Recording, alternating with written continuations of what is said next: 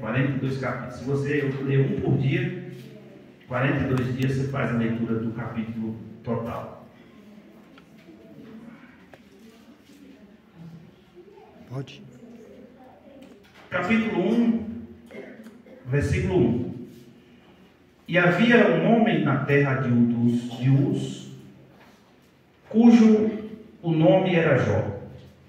E este homem, sincero, reto, temente a Deus e desviava do mal.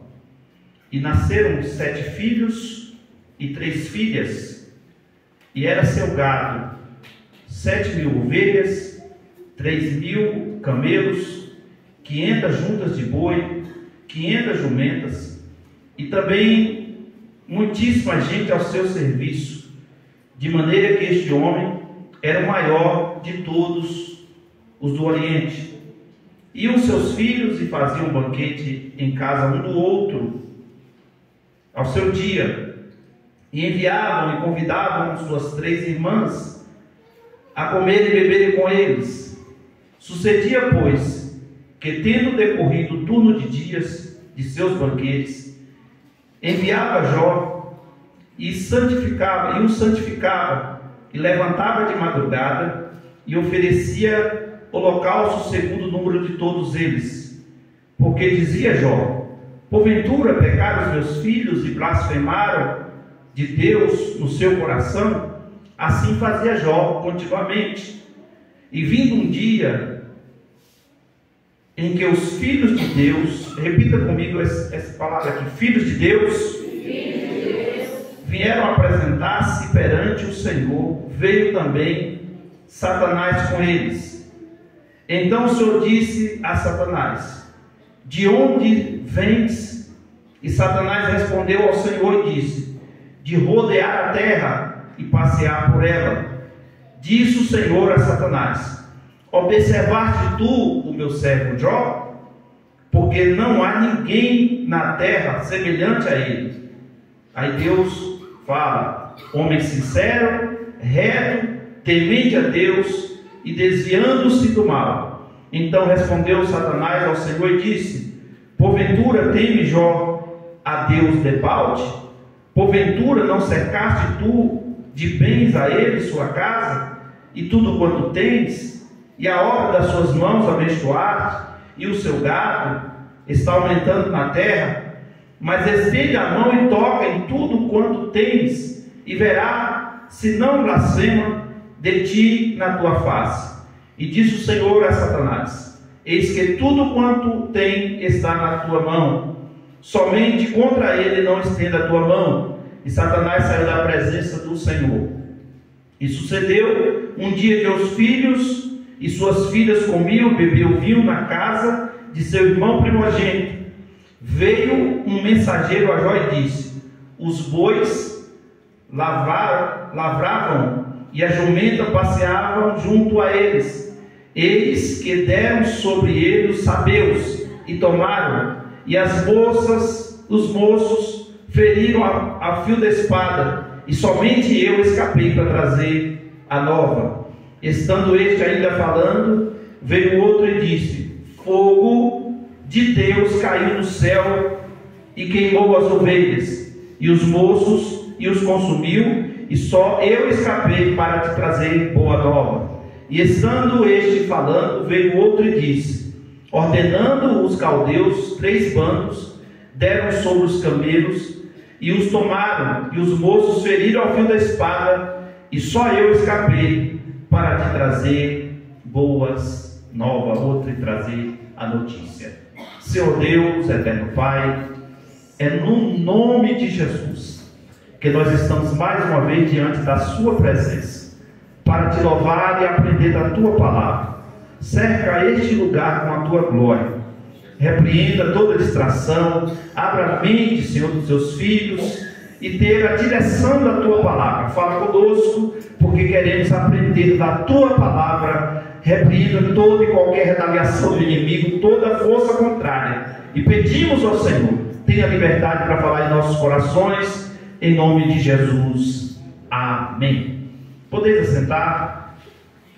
E se você tiver motivo nessa noite glorifica o Senhor. Meus irmãos, estamos dando início a mais uma série de estudos da Palavra do Senhor, e nós vamos basear essa série no livro de Jó.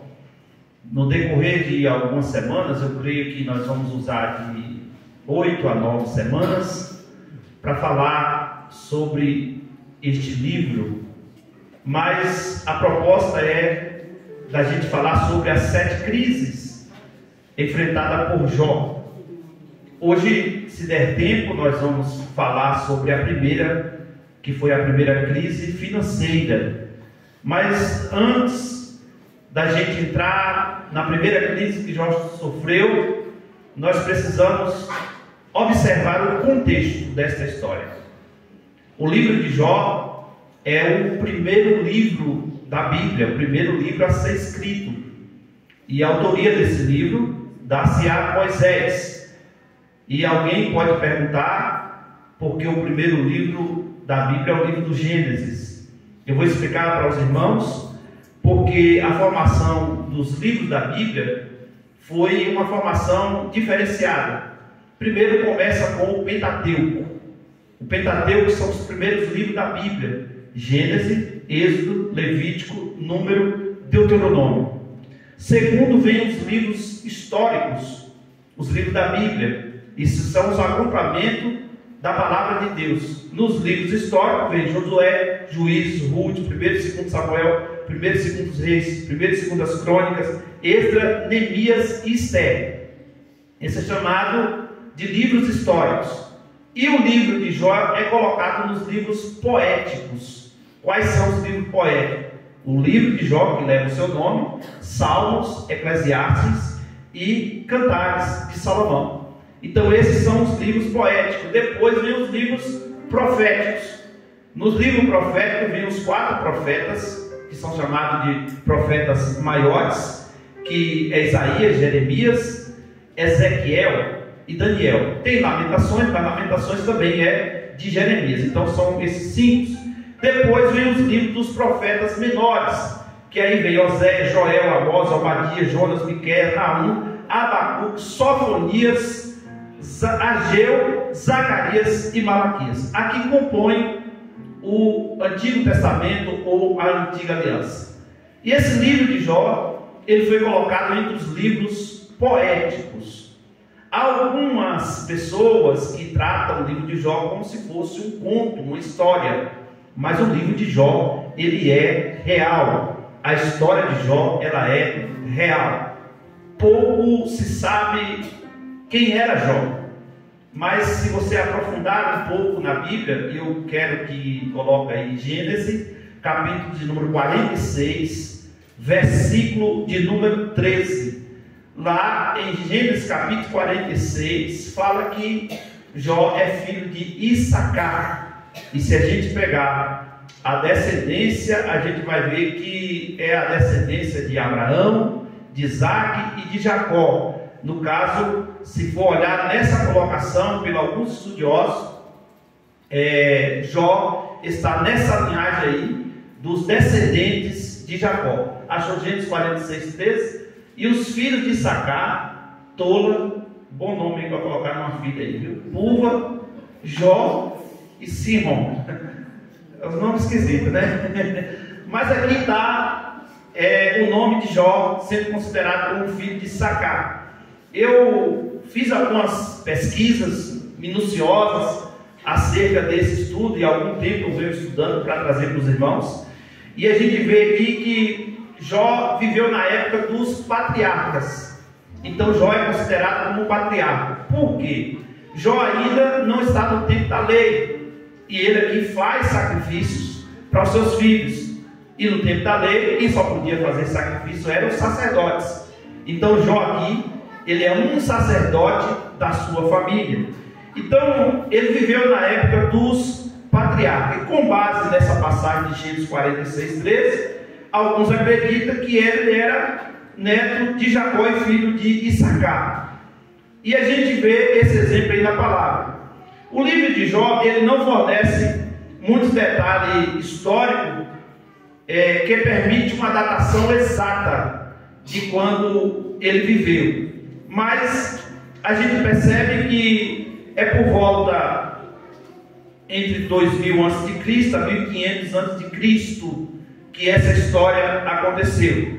A Bíblia diz que ele viveu em Ur dos Caldeus, que segundo algumas teorias é localizado ao sul de Israel, no norte da Arábia, chamada Arábia Saudita. E uma coisa muito interessante e um dado também explicativo sobre Jó, ele como patriarca, no sentido patriarcal, deixa eu lembrar para os irmãos. O mundo começa no Gênesis, lá no Éden, e ali vem a primeira dispensação de Deus, que é chamada a dispensação da inocência.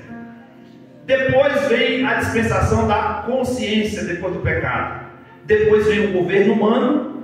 Depois vem a era patriarcal, que é essa quarta geração aqui, que é dos patriarcas, como Abraão, Isaac, Jacó. E Jó, ele entra nessa área patriarcal também, na época dos patriarcas.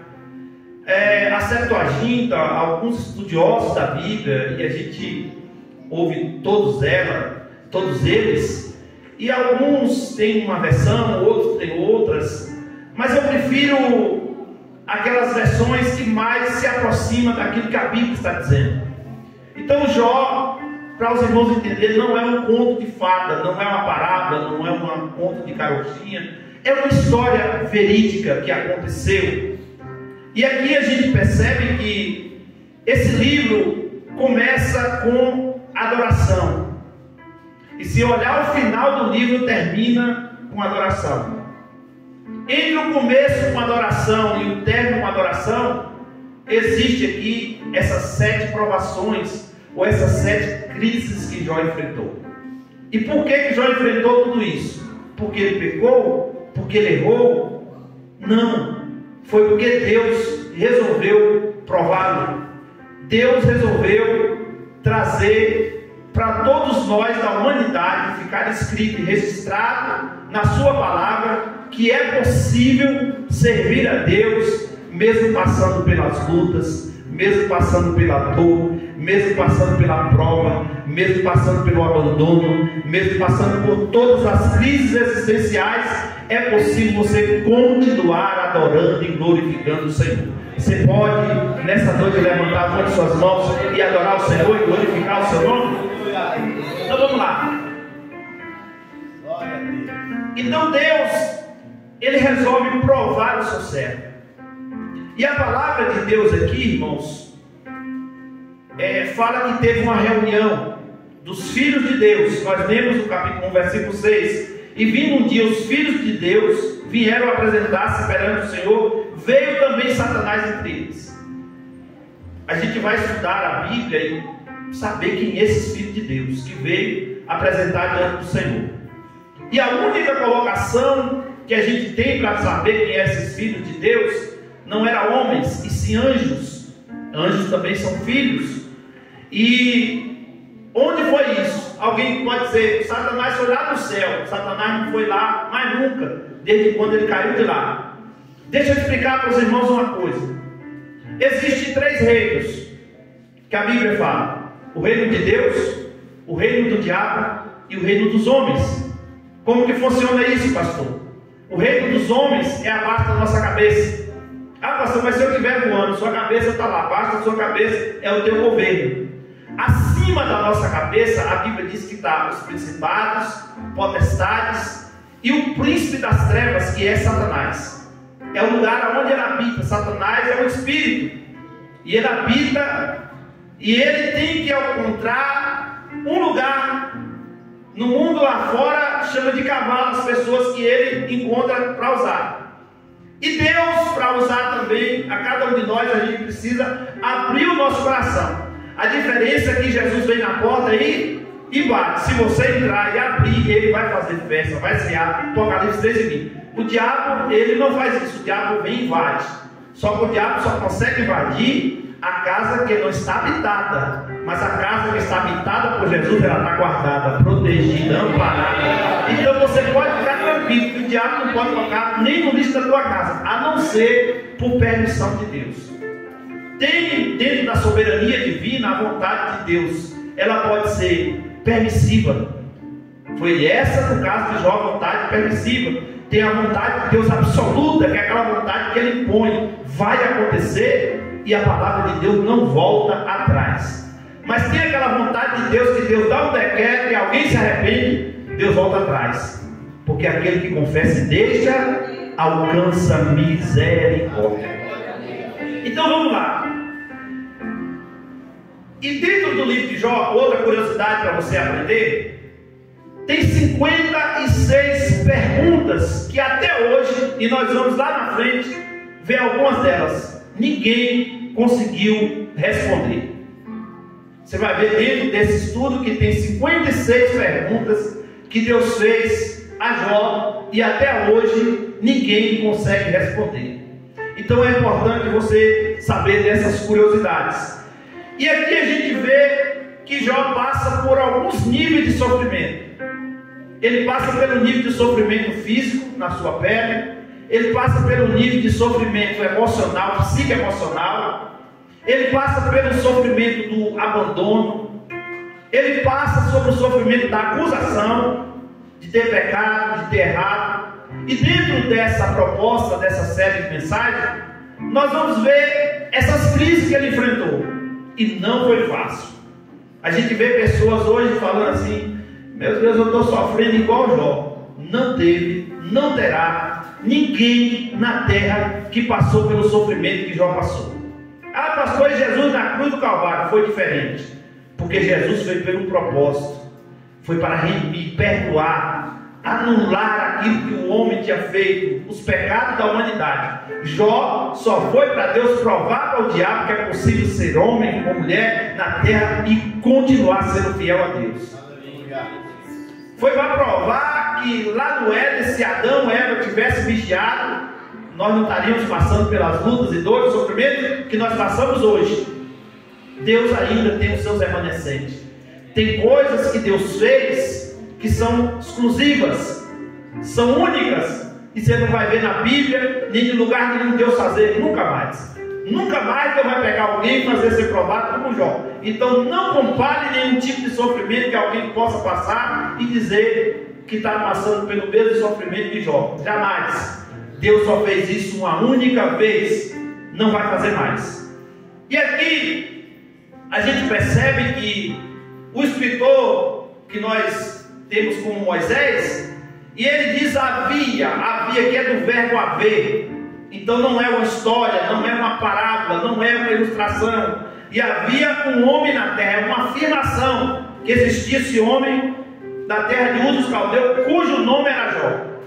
E você vê aqui, irmãos, o escritor relatando quem era Jó e as qualidades dele. E você vai ver lá na frente o próprio Deus também dando as mesmas qualidades. E quais eram as qualidades? Que era homem. Diga comigo, sincero. Sincero. Vocês estão aí, gente? Vamos lá. Sincero. Sincero. Reto. Temente a Deus. E desviado do mal. Essas são as 4 marcas na vida de Jó. Essas são as 4 marcas que Deus cravou na vida de Jó. Para Davi, Deus falou que ele era um homem segundo o seu coração. Para outro, Deus falou: esse é para mim um vaso escolhido para Saulo. Para outro, Deus falou: esse é um varão valoroso. Para outro, Deus falou: esse é meu amigo. Oh, glória. Mas para Jó, Deus deu essas 4 características: que ele era íntegro, que ele era reto, temente a Deus e desviado do mal. E eu quero passar um pouquinho aqui sobre essas 4 marcas que Deus fala de Jó, ou essas 4 qualidades. A primeira que Deus falou que ele era íntegro. No hebraico, a palavra íntegro, que vem de integridade, é dantear, que significa completo. Olha que coisa linda, irmãos, que na variante do hebraico, essa palavra íntegro, ela tem 5 variantes da palavra íntegro de integridade. E a primeira variante é fidelidade, segunda, compromisso, terceira, honradez, quarta, lealdade e quinta, adoração. Só dentro dessa palavra íntegro. O que Deus estava dizendo? Esse homem é um homem completo. Mas Deus estava dizendo que ele era completo, que ele não era falho? Não. Deus estava falando que ele era completo porque ele era fiel. Deus está falando que ele era completo porque ele era um homem compromissado com ele e com a sua palavra. Deus estava falando que ele era completo porque era um homem que honrava Deus e a sua palavra. Deus estava falando que ele era completo porque ele era leal, tinha lealdade diante dele. E em quinto lugar, o próprio texto revela que ele adorava por ele, pela sua família e pelos seus 10 filhos. Aleluia. Jó, irmãos, que interessante que ele fazia sacrifício para os 10. Então ele matava 10 cordeiros, 10 ovelhas, cada uma para fazer sacrifício. E alguns historiadores dizem que quando ele sacrificava 10, nascia 40. Era para você ter dado um glória, irmãos, os obreiros aqui entenderam. Quando ele sacrificava 10, nascia 40 ovelhas. Porque Deus, irmãos, quando tem adoração, quando tem fidelidade, quando tem compromisso, quando tem honradez, quando tem lealdade, quando tem adoração, Deus recebe e você se completa dele. É por isso que a palavra íntegro ou de integridade vem completo. Aquilo que falta no mundo, Deus completa em você. Porque o mundo não tem integridade, o mundo não tem lealdade, o mundo não tem compromisso, não tem fidelidade, não tem adoração. Mas João, capítulo 4, versículo 23, quando a pergunta para Jesus, quem adorava no monte ou no templo, Jesus falou, chegou a hora e agora já. É no dia 8 de outubro de 2024, na Assembleia de Deus, em a Bíblia, que os verdadeiros adoradores adorarão ao Pai em espírito e em verdade. Nós só estamos na introdução para você entender qual é o propósito dessa série de mensagens.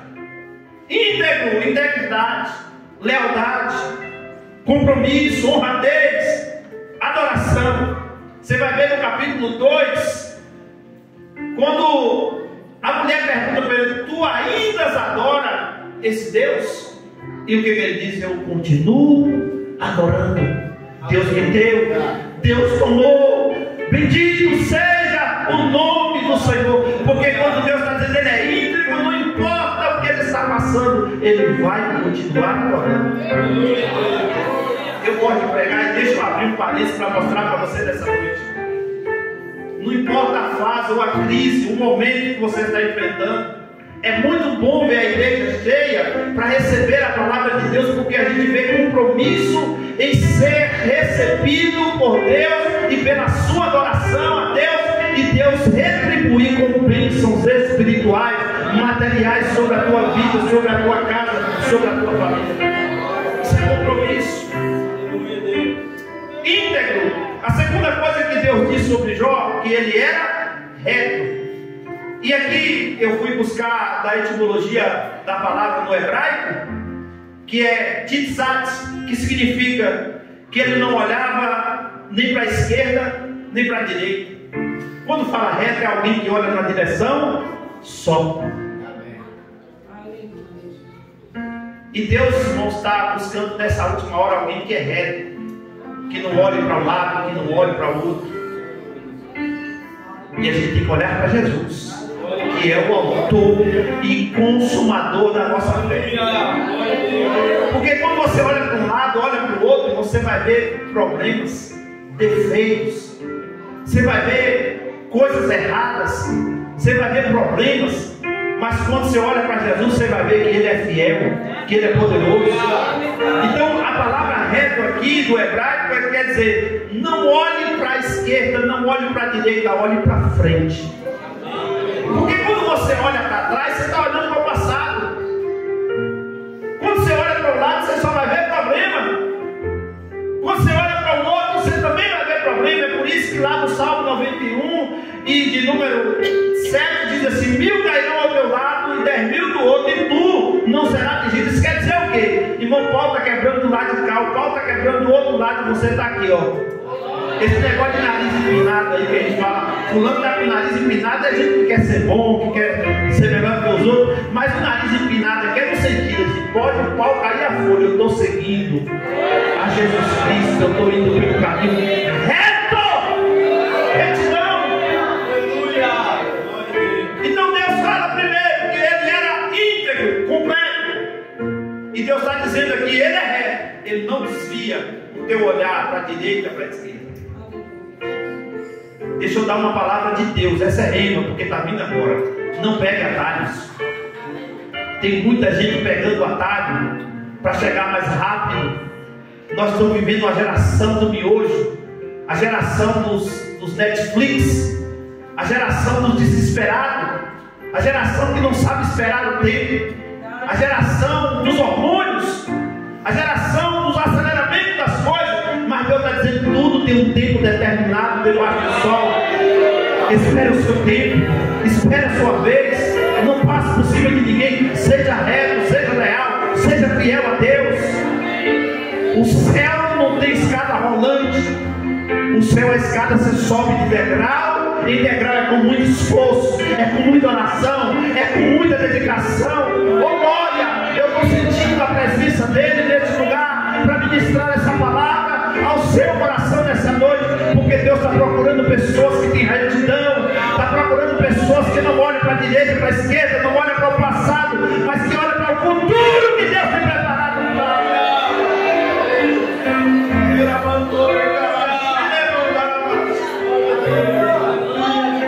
Você pode adorar a Ele nessa noite, porque tem tirado a tua visão. O que tem tirado o teu foco? A palavra reta é você focar no alvo.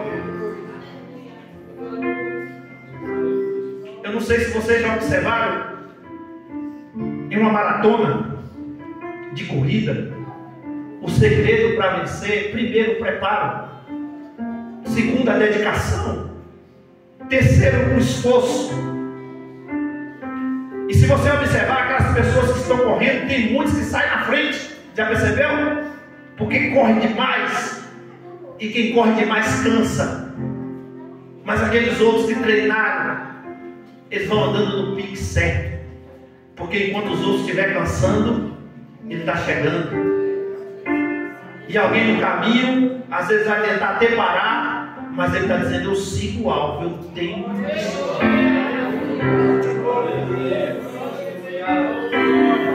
E a Bíblia diz que nós temos que prosseguir para o alvo, que é Cristo.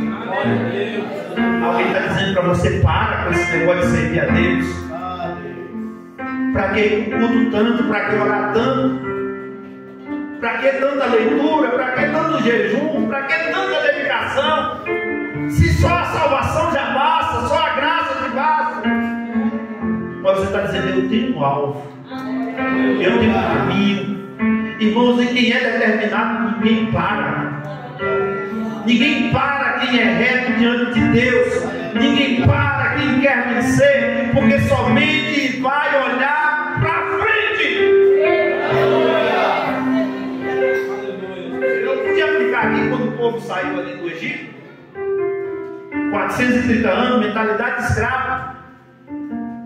E Deus leva eles para o Pierote, beco sem sair. E de repente eles começam a escutar, irmãos, barulhos de 600 carros de guerra, o maior armamento da época, poderia dizer hoje o maior armamento bélico, a maior potência mundial da época era o Egito. E um povo que não sabia brigar com armas, um povo com mentalidade escrava, apenas um líder com a mentalidade e a visão de Deus. Mas mesmo assim, o povo começa a dizer para Moisés: tu nos tirou do Egito para morrer aqui no deserto, não tinha sepultura no Egito. E Moisés vai clamar a Deus, e Deus olha para Moisés e diz: Moisés, por que clamas a mim, Moisés? Está na hora de orar. Não, Moisés, diga ao povo que marche.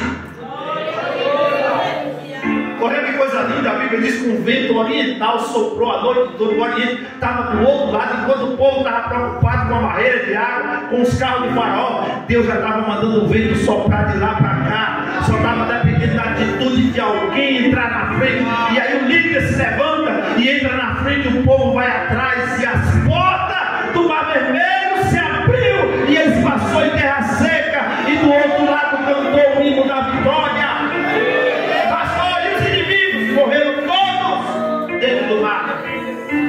Porque quem olha para frente não precisa se preocupar com o que está vindo atrás. Deixa o inimigo fazer barulho. Deixa o inimigo zombar na tua cara. Tapa os teus ouvidos espirituais. Foca a sua visão naquilo que Deus está mandando. Seja reto no caminho que Deus escolheu para você. Lá na frente você vai ver o resultado. E o resultado vai ser de milagre, de vitória para a tua vida. Oh, meu Deus do céu. Eu estou sentindo Deus falando.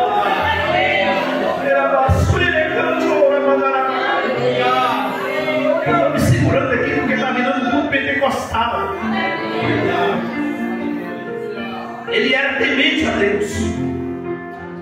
Ele era reto, íntegro. Em terceiro lugar, temente a Deus. E é lindo, irmãos, porque temente a Deus envolve reconhecer uma soberania divina, viver de acordo com os mandamentos e honrar a Deus, e ter uma atitude de humildade, submissão. E é um conceito que engloba duas coisas interessantes, que é respeito, lealdade.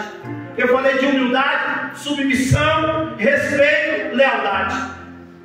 Aqui só dá uma mensagem sobre temer a Deus. Porque tem gente que acha que temer a Deus é ter medo de Deus.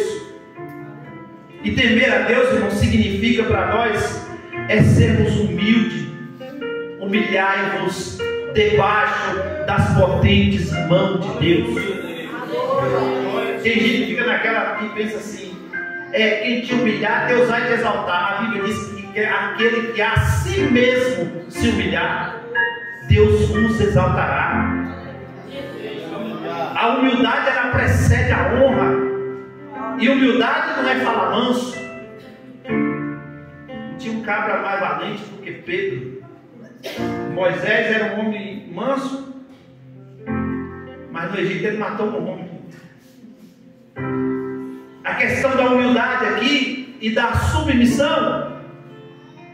A submissão é você estar debaixo de uma missão que Deus te colocou. Eu sei quem sou. Eu sei a quem sirvo. E quando você é humilde diante de Deus, você reconhece os seus erros e não aponta os erros dos outros. Você reconhece as suas falhas e não olha para as falhas dos outros. Olhai para Jesus, que é o autor e consumador da nossa fé. É clichê a gente repetir Coríntios 11 e 28. Examine-se a cada um a vida do outro. É assim que está escrito? Assim mesmo. Paulo está falando ali da coinonia, no momento da ceia, que é a festa mais importante da igreja. Ele está dizendo: não olha para o pecado do irmão, da irmã, olhe para você, confesse os seus pecados, reconheça os seus erros. Isso é humildade, isso é submissão, isso é respeito, isso é lealdade diante de Deus. Temer a Deus, o temor do Senhor é o princípio de toda a sabedoria. Temer ao Senhor, irmãos, é você, usando a linguagem do medo, é você ter medo de pecar, é você ter medo de errar, mas não tenha medo de Deus não. Isaías, o profeta, no capítulo 43, o versículo 13, ele diz: antes que houvesse dia, eu sou. Não há ninguém que possa escapar das minhas mãos. Operando eu, quem impedirá? Tem muita gente que tem medo da mão do inimigo. O perigo é você estar na mão de Deus, porque na mão de Deus ninguém toca, ninguém toma. Mas se estiver na mão do inimigo, Deus vai lá e arranca. Se o inimigo se levantar, Deus vai lá e se põe na frente, como um soldado diz: nele ninguém toca, nela ninguém toca, a não ser por permissão de Deus. Temente a Deus. A quarta marca: desviava-se do mal. E o termo em hebraico utilizado aqui é sarmeira. Isso é muito hebraico, não, só estou repetindo aqui. É se afastar de qualquer coisa que pudesse levá-lo ao pecado, à injustiça. Desviar do mal, irmãos, é você se afastar. Eu estou lembrando que Tiago escreveu, se salvo me engano, é o capítulo 4, versículo 7. Sujeitai-vos, pois, a Deus. Resistir o diabo, e ele fugirá de vós. Isso aqui é você desviar do mal. Eu vi um certo pregador uma vez dizendo assim: sangue pode dar no meu pescoço, mas eu não pego contra Jesus. Não levou muito tempo, o diabo deu um tombo nele feio, porque o orgulho subiu para o seu coração.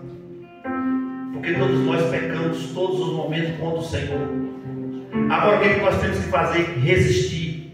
E resistir aqui, irmãos, não é desistir não. Resistir aqui é você esforçar, é fugir da aparência do mal, é você não se colocar em lugares onde você sabe que vai ser tentado pelo inimigo, e você não vai dar conta sozinho de resistir à tentação.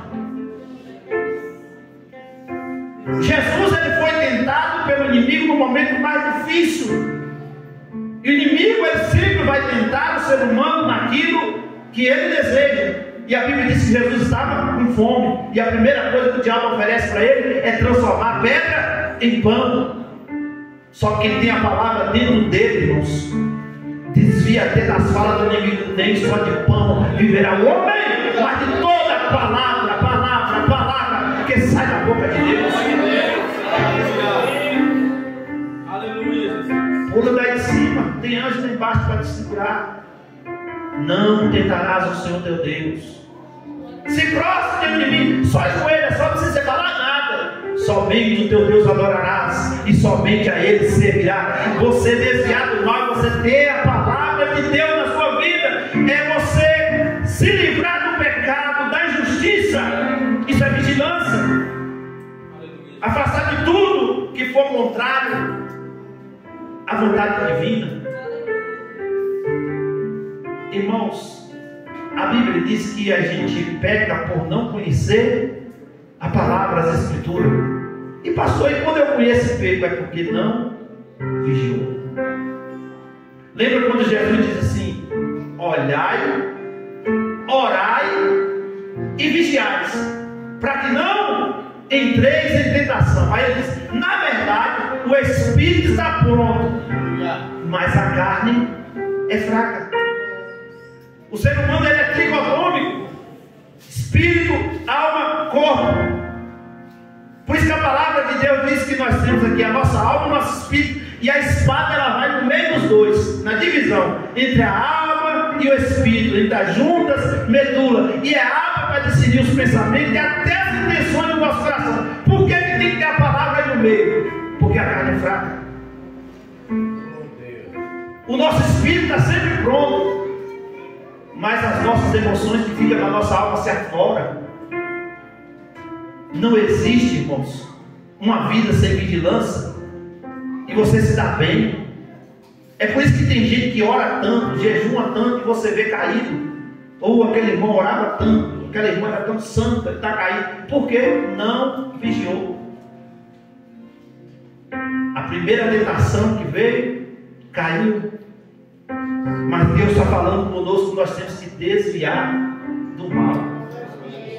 Então Deus deu essas 4 características sobre a vida de Jó.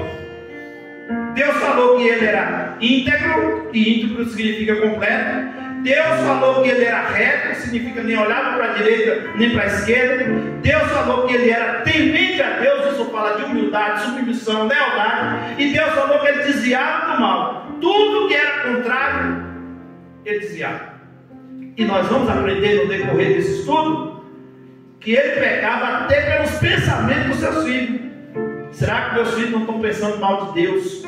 Será que eles não estão fazendo alguma coisa errada? Eles estão lá banqueteando, comendo, bebendo, mas será que eles não estão fazendo alguma coisa errada? Deixa eu fazer um sacrifício diante de Deus de madrugada pelos meus filhos.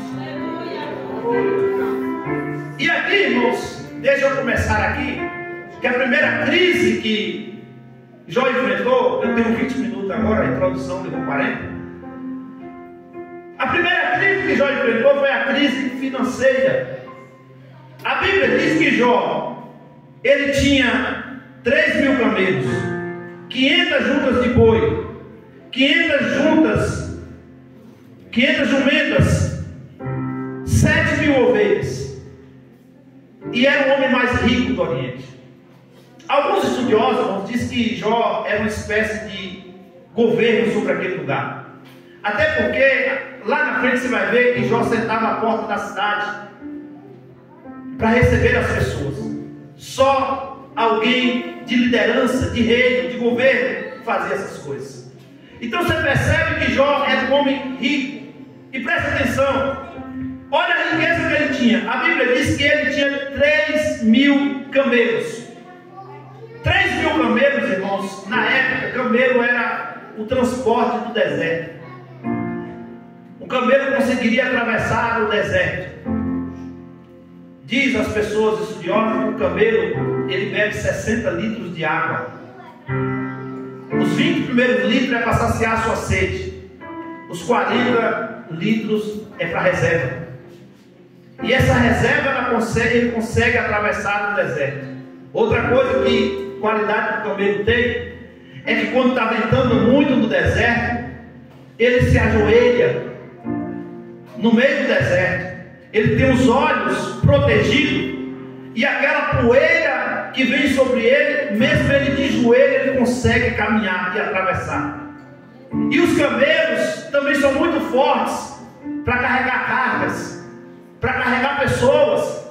Então, nesse sentido aqui, os 3.000 camelos é como se ele tivesse uma transportadora hoje com 3.000 carretas para carregar mercadoria pelo deserto, carregar pessoas pelo deserto.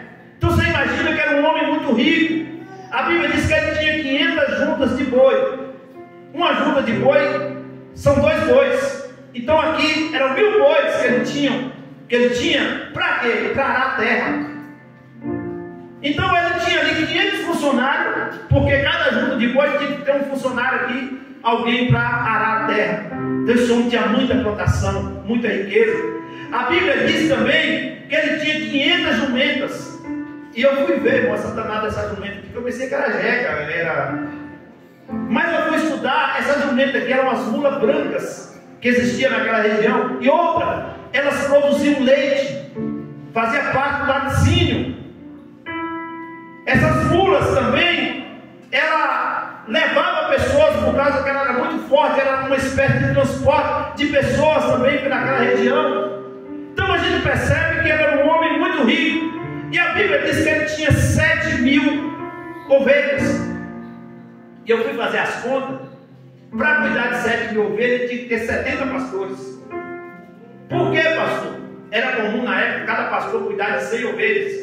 É por isso que você vê aquele negócio de 100 ovelhas ali. Um pastor era pastor de 100 ovelhas. Então, no mínimo, ele tinha, Carlos, 70 homens ali, pastores, para cuidar dessas ovelhas. E qual era a produção de ovelha? A produção de ovelha, irmãos, era para produzir lã. E a lã, Jó era um dos maiores produtores, ou de fabricação de roupas, tecido daquela época, ou fornecedor da matéria-prima para toda aquela região do Oriente Médio. Então, para você ver a riqueza que esse homem tinha. E quando aqui a gente percebe que tem um encontro entre Deus, os seus anjos, e a Bíblia diz que veio Satanás. E a Bíblia diz que Deus olha e vê que está diferente. Porque Satanás, irmãos, Lúcifer, é um anjo caído. E quando fala os filhos de Deus, não foi lá no céu essa reunião, igual muita pessoa acha que veio. Eu acredito, à luz da Bíblia, que foi nas regiões celestiais dos Hades. Uma reunião de Deus, e a Bíblia diz que Satanás se apresenta entre os filhos de Deus. E Deus perguntou para ele: de onde veio Satanás? Ele disse: de rodear a terra e de ver o que acontece com ele. Aí foi Deus e não o diabo que pediu nada de Jó. Deus falou: observaste o meu servo Jó? Aí Deus deu essas qualidades que nós acabamos de falar. Aí o que é que ele responde para Deus? Mas também ele é fiel porque é rico. Então essa foi a primeira crise que ele enfrentou, porque Satanás achou: se eu tocar na riqueza dele, ele vai negar a Deus, ele vai abandonar esse Deus. Aí Deus permite e diz assim: vai lá e toca em tudo que ele tem, mas não toque nele. E a história é muito interessante, porque os mensageiros agora vêm trazer a mensagem para Jó. Jó, eu estava lá no campo e veio os caldeus e levou os seus camelos. Eu estava lá no campo e veio um outro grupo e levou as ovelhas, as jumentas, levou a junta de boi. Mas eu me deparei com uma coisa linda aqui no versículo de número 16, que eles estando ainda falando, veio outro e disse: fogo de Deus caiu do céu e queimou as ovelhas. Você vai ver aqui que os camelos, os 3.000 levaram embora, não foi matado. As 500 juntas de boi, os 1.000 bois, levaram os tratores. As 500 jumentas levaram. Mas as 7.000 ovelhas, Deus não deixou ninguém levar. E eu fui pesquisar isso aqui, irmão, porque a Bíblia diz que caiu fogo do céu. E eu entendo que esse fogo do céu aqui não foi do diabo.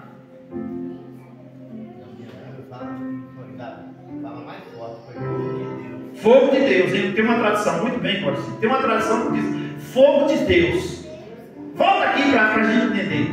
A Bíblia diz que Jó todos os dias fazia sacrifício pelos seus quantos filhos? Então Jó todo dia sacrificava quantas ovelhas? 10, uma para cada filho.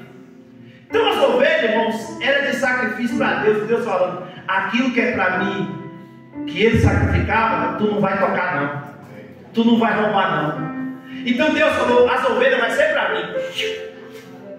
Era para você trabalhar. As 7.000 ovelhas, Deus falou: essas aqui é minha, eu vou tirar. Depois eu vou dar 14.000 para ele, mas eu vou tirar essas 7 porque ele é adorador, porque ele é fiel, porque ele é íntegro, porque ele é reto, porque ele faz aquilo que me agrada. Então aquilo que me agrada ninguém toca. Deus falou: você vai levar os tratores, você vai levar a carreta, você vai levar a produção de leite. Mas a produção que adora, a produção que glorifica, aquilo que é para mim, tu não toca não, Satanás. Irmão, eu tenho um grito de glória a Deus quando eu disse aqui: e o fogo de Deus caiu sobre as ovelhas. Porque de ovelha ninguém toca não, irmãos, a ovelha é de Deus. E as portas do inferno não prevalecerão contra a minha igreja. O diabo pode até tocar na sua finança, permitindo Deus. O diabo pode até tirar um carro teu, uma casa tua, algo bem material. Mas aquilo que é de adoração, o diabo não pode tocar. Glória. Os bens materiais não tiraram o fogo da adoração de Jó.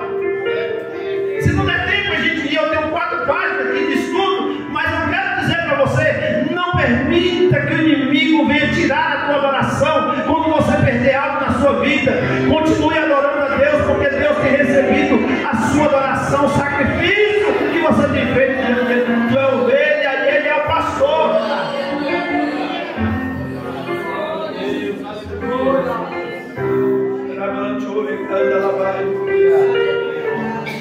Eu vou dar um minuto para você adorar ele aqui, porque ele está reconhecendo nessa noite que tem dentro de você um coração adorador, tem dentro de você uma alma mesmo ferida, mesmo você ter perdido alguma coisa na sua vida, mesmo você às vezes está passando por um momento difícil na sua vida financeira, mas Deus está dizendo nessa noite que tem um adorador, tem uma adoradora, tem um coração puro, reto diante dele. Então dê um minuto de adoração ao Senhor nessa noite.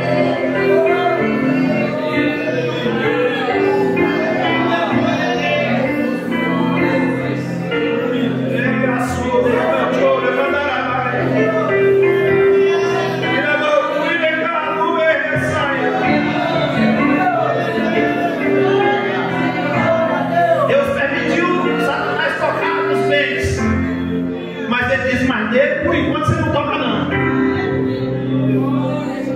Pode tirar tudo que ele tem, mas não toca dele por enquanto não. Deixa ele consciente. Tu já imaginou isso? Eu não vou lá na semana que vem, quando a gente vai entrar nos filhos, que vai doer mais ainda. Mas Deus arrancar tudo. Deus um dia falou para mim: eu vou tirar tudo que você tem. E eu não tinha quase nada. Eu falei, Deus, e o pouquinho que eu tenho, o Senhor ainda vai tirar? Mas é por um propósito.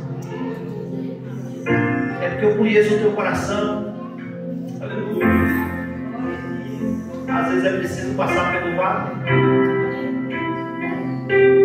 Às vezes é preciso passar pela luta.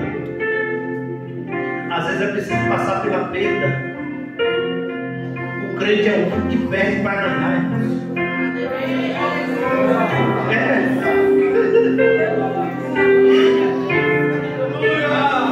A gente perde ganhando.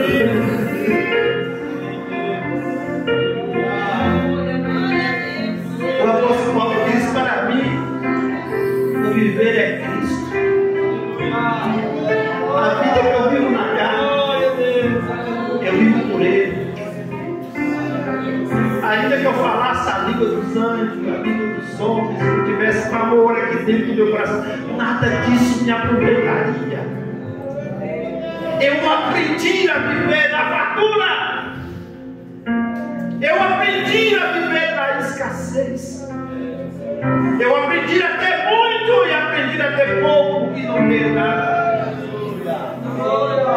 É muito fácil adorar quando a despensa está cheia.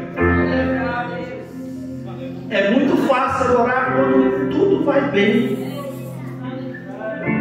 Mas o Senhor está trazendo nós um pouquinho para a sua palavra e dizendo ao nosso coração: adore, mesmo na escassez, mesmo na dificuldade, mesmo vendendo o almoço para comprar a janta, ou mesmo não tendo nem o almoço, nem a janta, nem o café.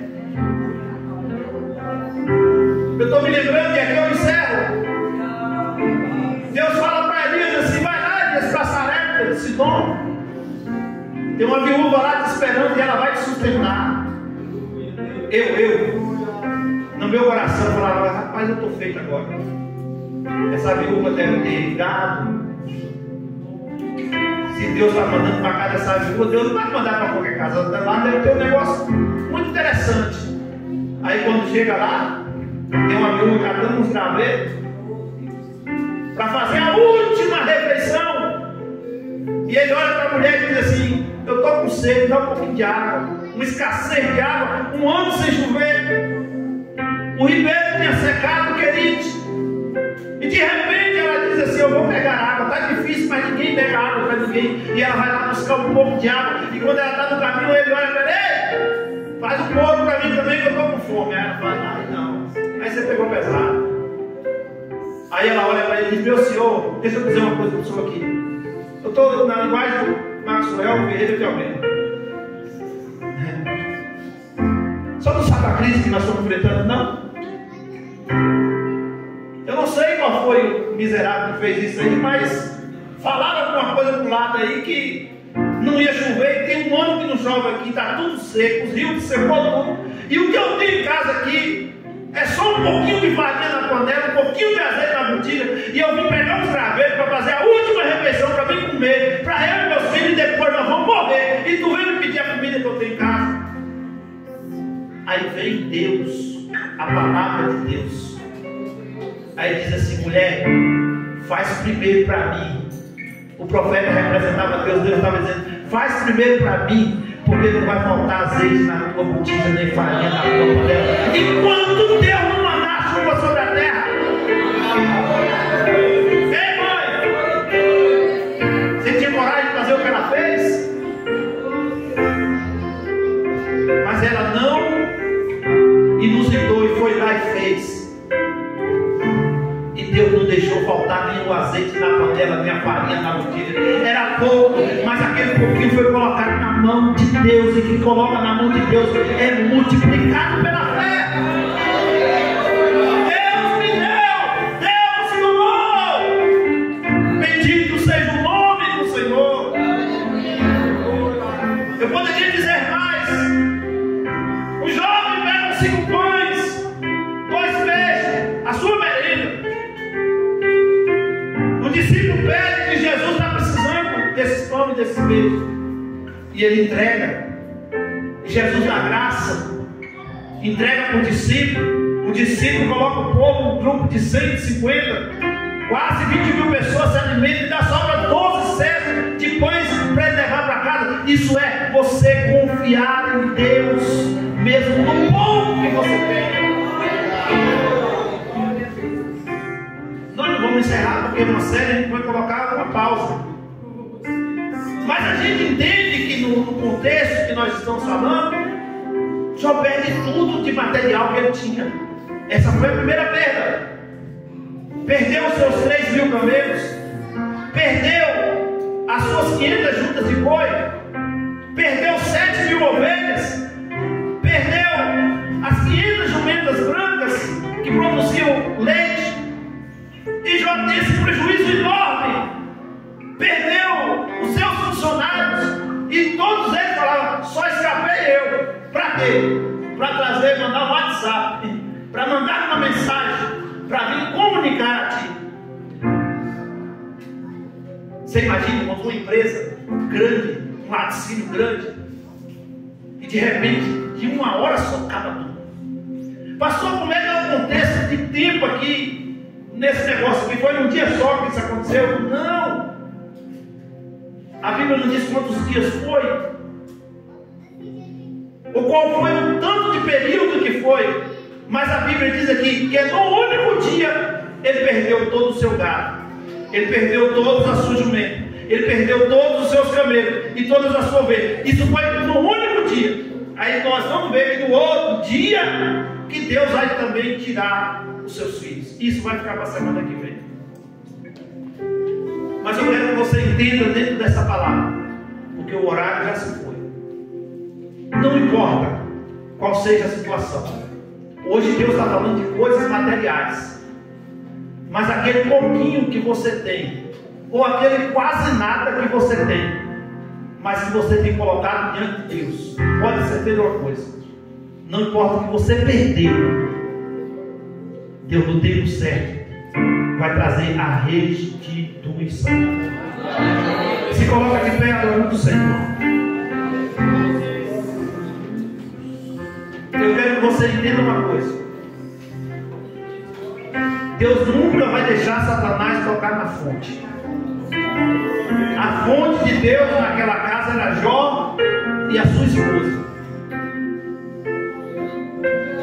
Deus deixou Satanás tocar nos bens materiais de Jó. Deus deixou Satanás tocar na sua saúde. Deus deixou Satanás tocar no seu emocional. Deus deixou os seus amigos o acusarem. Deus permitiu tudo isso acontecer, mas Deus preservou a fonte. Algumas pessoas entenderam isso aqui. Deus preservou a fonte. E a fonte de Deus é você. Você é a fonte de Deus na sua casa. E aonde tem fonte tem água. Aonde tem fonte tem providência. Aonde tem fonte tem unção. Vai dando glória. Aonde tem fonte tem poder. Pastor, mas está difícil, mas a fonte está aí. E a fonte que jorra está dentro de você. Eu falei aqui na semana sobre a samaritana, e Jesus disse: vai nascer dentro de ti uma fonte que jorra para a vida eterna. Tem uma fonte de bênção dentro de você. Não deixe essa fonte secar. Não deixe essa fonte se sujar.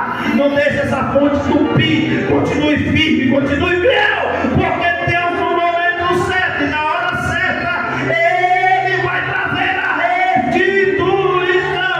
Se você crê na glória, se você crê, adora. Se você crê, eu vou dar um minuto para você adorar. Já estamos encerrando, mas é momento de você adorar a Deus.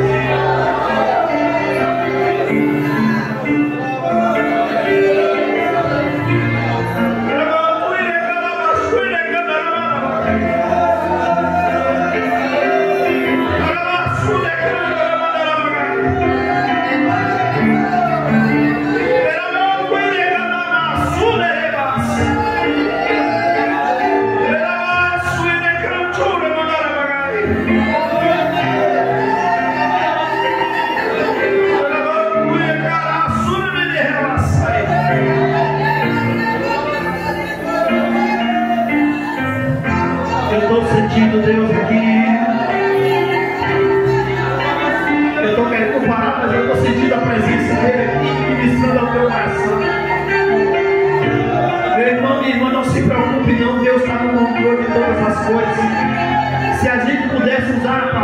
quando ele encaposta. Mas Deus, Ele apostou em você. Porque Deus conhece, Ele é onisciente, Ele é onipresente, Ele é onipotente, Ele conhece você. É por isso que você está passando por esse momento, porque Ele sabe que você não vai desistir, Ele sabe que você resiste, que você é forte, que Ele te deu força, que Ele te deu coragem, que você tem a palavra dele na sua vida. E quem tem a palavra de Deus passa pela tempestade, passa pelo fogo, passa pela prova, passa pela luta, e dando glória, adorando, glorificando e dizendo: Deus me deu, Deus tomou, bendito seja o nome do Senhor.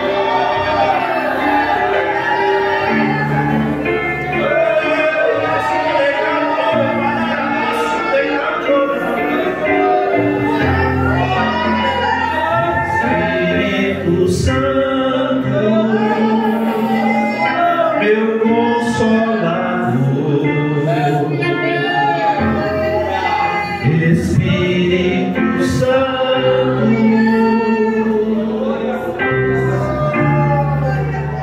sabe quem eu sou,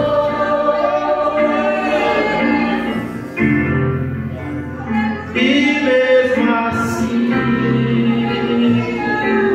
se importa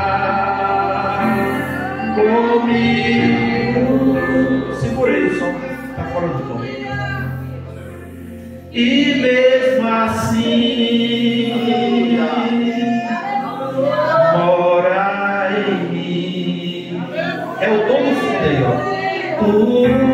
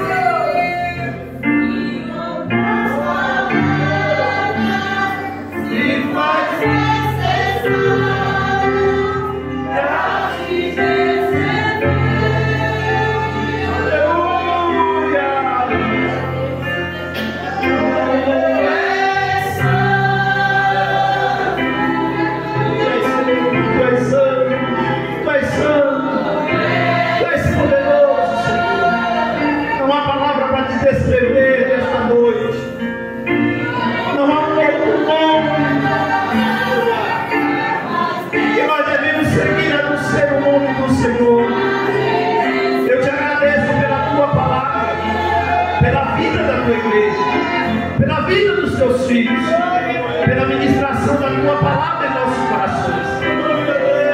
Aleluia. Ainda que a figueira não floresça, ainda que o produto da oliveira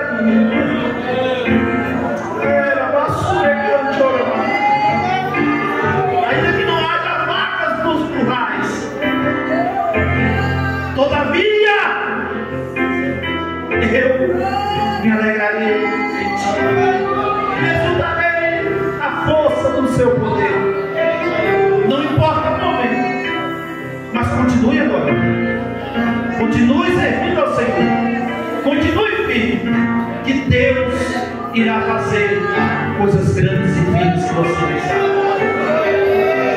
Que o amor de Deus, a graça de nosso Senhor Jesus Cristo, a doce consolação do Espírito Santo seja com você, e com alegria todos possam dizer: certamente que a bondade e a misericórdia me seguirão todos os dias da minha vida, e habitarei na casa do Senhor por longos dias. Amém. Quinta-feira, da vitória, venha e traga mais um. ADA 2024, Igreja Avivada Discipulada para o Arrebatamento.